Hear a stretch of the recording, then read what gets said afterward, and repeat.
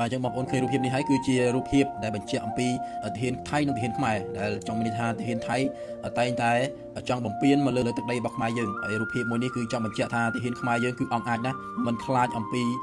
ការបំពេញមិនខ្លាចអំពីការឈ្លានពាននោះទេបាទថាខ្មែរយើងគឺភាពជាចាស់ទុំមិនទៅបំពេញអ្នកណាទេប៉ុន្តែក៏មិនអោយអ្នកណាមកបំពេញខ្លួនដែរអ្នកឯងចង់បានរបស់យើងគឺមិនអាចឲ្យអ្នកឯងមកយកដោយទទេឲ្យដោយស្រួលនោះទេបាទអញ្ចឹងបើទឹកដីអ្នកឯងនៅតំបន់ណានៅកន្លែងណាគឺឈរត្រឹមតែទឹកដីអ្នកឯងទៅបាទបើចង់ចូលមកទឹកដីរបស់ខ្ញុំគឺមិនអាចនោះទេអញ្ចឹងមានថាទាហានខ្មែរយើងគឺអង្គអាចក្លាហានណាស់អញ្ចឹងក្នុងនាមយើងជាកូនខ្មែរយើងត្រូវតែចូលរួមថែរក្សាប្រាង្គប្រាសាទចូលរួមថែរក្សាសម្បត្តិបេតិកភណ្ឌសម្បត្តិវប្បធម៌ដែលបុព្វបុរសខ្មែរយើងបន្សល់ទុកមកបាទអញ្ចឹងជាមួយគ្នានេះដែរបាទលោកអញ្ញាខេមរៈសិរីមុនក៏បានចេញស្ទើរផ្ទាល់នៅក្នុងเพจផ្លូវការរបស់លោកអញ្ញាផ្ទាល់ដែរថានឹងចេញចម្រៀងមួយបទអត្ថន័យអំពីប្រាសាទតាមាន់នេះដែរបាទក្នុងពេលឆាប់ៗនេះបាទក្នុងនាមខ្ញុំជាប្រជាពលរដ្ឋបាទក៏ចូលរួមគ្រប់គ្រងបាទនេះក៏ជាសារដាស់តឿនដើម្បីឲ្យកូនខ្មែរយើង